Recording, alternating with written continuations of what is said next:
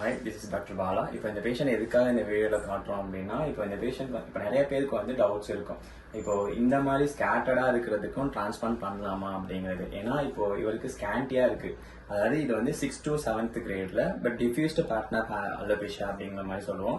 So இந்த இடத்துல எல்லாமே பால்ட் ஆயிடுச்சு. ஸோ நம்ம இதில் வந்து நான் சர்ஜிக்கல்ல ட்ரீட்மெண்ட் பண்ணி ரிசல்ட்ஸ் வர வைக்க முடியுமானா that is no possibility. So அதனால டிரான்ஸ்பிளான்ட் அட்வைசபிள். லக்கிலி இவருக்கு வந்துட்டு ஹேர்லைன் எதுவும் ரெசிட் ஆகலை, டெம்பிள் மட்டும் மைல்டா ரெசிட் ஆயிருக்கு. பட் இவர் 6 to 7 கிரேட் பால்னஸ்னால நம்ம டெம்பிள் வச்சு கொஞ்சம் ஆர்டிஃபிஷியலா கிரியேட் ஆக்காம நம்ம மேல வந்துட்டு நிறைய இம்ப்ளான்ட் பண்ணி கவர் பண்ணலாம். ஸோ அதனால நாங்கள் இவருக்கு டெம்பிள் அட்வைஸ் பண்ணல.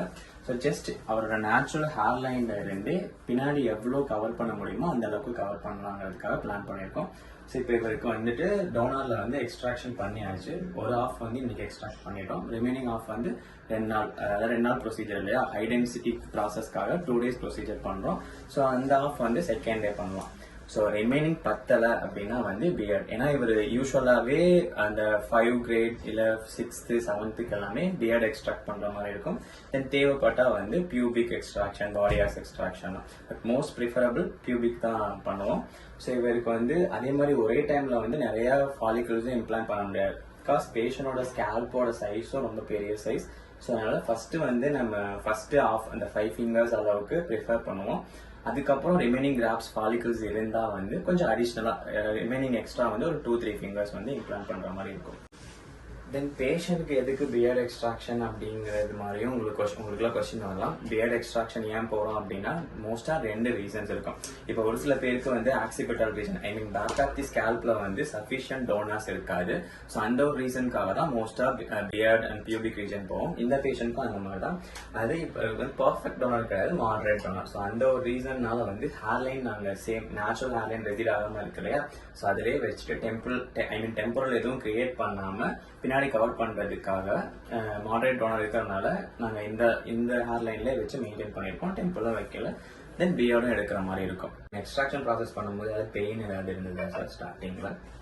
இல்ல, அந்த அனஸ்தீசியா கொடுக்குறப்ப மட்டும் லைட்டா இருந்துச்சு. மற்றபடி எக்ஸ்ட்ராக்ட் பண்றப்ப ஒண்ணுமே தெரியல. அவங்க பண்றாங்களே டவுட்டா இருந்துச்சு.